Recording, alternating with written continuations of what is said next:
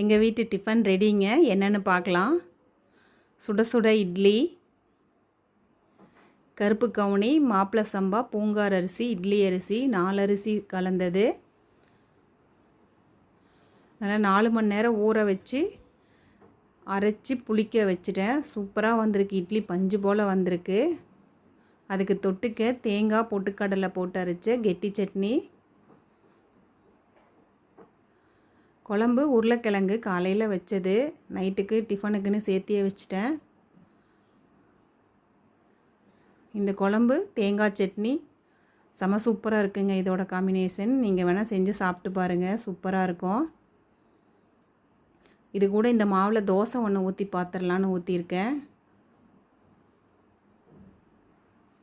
நீங்கள் கருப்பு கவுனி மட்டும் மாவு அரைப்பீங்களா இல்லை மற்ற அரிசி கூட சேர்த்து அரைப்பீங்களான்னு எனக்கு சொல்லுங்கள்.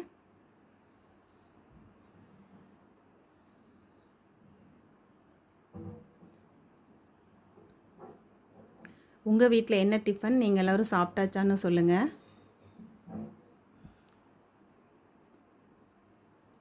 தோசையும் சூப்பராக வந்திருக்கு. நல்லா மொறுமொறுன்னு தோசை வந்திருக்கு. எங்கள் வீட்டு டிஃபன் இது தாங்க.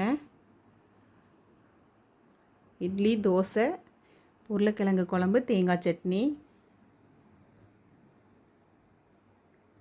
வாங்க சாப்பிடலாம். எல்லோருக்கும் ஒரு குட் நைட்டுங்க.